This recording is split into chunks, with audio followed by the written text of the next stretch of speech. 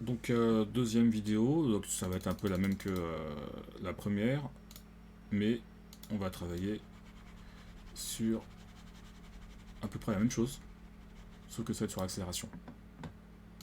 Donc on a toujours un repère. Pour changer, je vais mettre un Y. Toujours du temps en secondes. Et toujours. Alors c'est pas un Y, excusez-moi, ce qu'on a déjà fait. On va mettre une vitesse. Donc une vitesse en Y, par contre, en fonction du temps. Et l'unité, ça va être des mètres, seconde moins 1 ou 2 mètres par seconde. Et le temps, il est en secondes. On a la même courbe. Et on voudrait l'accélération à t égale 2 secondes. Première méthode, donc on se passe à t égale 2.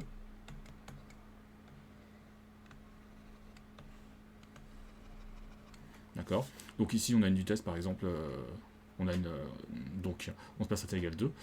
Et ce qu'on voudrait, puisque l'accélération à t égale 2, c'est la variation de vitesse sur la variation de temps autour de t égale 2 secondes.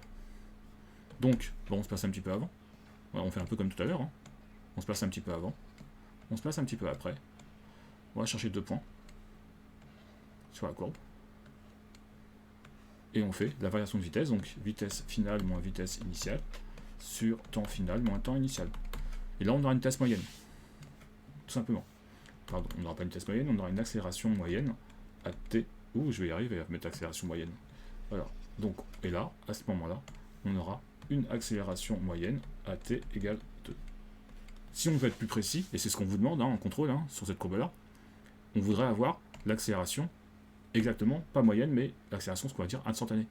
Donc cette fois-ci, pour cela, il faut que vos points bleus qui étaient ici, je les rapproche de mon point noir. Donc il faut que j'ai des points qui soient ici. Et tout simplement, on voit bien que quand on trace la tangente, ces points, puis ils vont se rapprocher, puis ils vont être sur la tangente. Et prendre 2 points sur la tangente et faire la variation de y sur la variation de x, c'est prendre son coefficient directeur. Donc simplement, si vous voulez vraiment l'accélération la plus précise possible, l'accélération instantanée, donc, à t égale 2, tout simplement, vous allez faire dv sur dt. Donc, la dérivée, à t égale 2, on va effacer ça. Alors, je préfère l'écrire comme ça, pour t égale 2 secondes. Et donc, c'est le coefficient directeur de la tangente.